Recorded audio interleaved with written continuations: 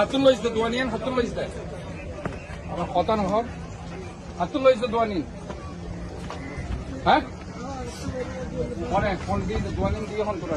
গেল শনিবার ঈদুল আজহার দিন বিকেলে নগরীর পতেঙ্গা সমুদ্র সৈকতে যত্রতত্রভাবে বসানো শত শত অবৈধ এসব দোকানপাট দেখে চরম ক্ষোভ প্রকাশ করেন city mayor doctor Shahadat Hossain. অভিযোগ রয়েছে রাজনৈতিক পরিচয়ে অবৈধ এসব দোকান থেকে প্রতি মাসে লাখ লাখ টাকা চাঁদা তোলা হয়।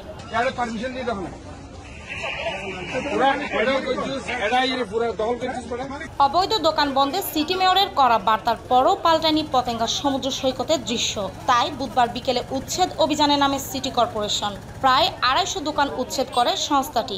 নতুন করে এসব দোকান মালিকদের একটি নীতিমালার আওতায় আনার কথা বলেন চসিকের এই কর্মকর্তা। আমরা আগামী কয়েকদিনের ভিতরে 15 তারিখে নেতৃত্বে আমাদের একটা এখানকার যারা অবৈধ স্থাপনা যারা রয়েছে, যারা দোকানি রয়েছে, তাদেরকে আমরা বৈধতা দানের জন্য তারা যাতে বৈধভাবে এখানে ব্যবসা পরিচালনা করতে পারে, একই সঙ্গে যাতে শৃঙ্খলা ফিরতে পারে, সেটার জন্য আমরা প্রয়াস চালাচ্ছি।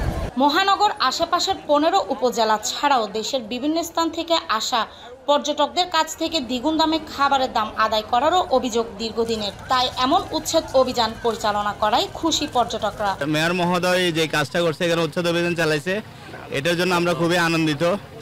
হ্যাঁ, কারণ এই দোকানপাটের জন্য এখানে সমুদ্রের যে সৌন্দর্যটা, এটাই আমরা দেখতে পাই না।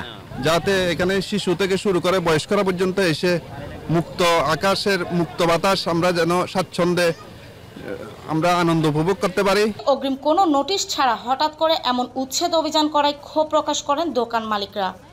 কোনো প্রেশার দেয় নেই আমাদেরকে, বাংলা এরকম কথাবার্তা বলছে, কিন্তু প্রেশার দেয় নেই।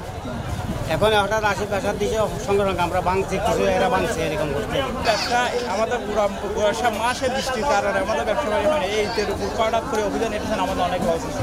আগে আওয়ামী লীগ নেতা ও এমপিদের নাম ভাঙিয়ে লাখ টাকা চাঁদা আদায় করা হতো সৈকতের এসব অবৈধ দোকান থেকে। বর্তমানে করা হচ্ছে বিএনপির নাম ভাঙিয়ে। চাঁদাবাজদের রুখতে কঠোর পদক্ষেপ গ্রহণ করার তাগিদ সংশ্লিষ্টদের।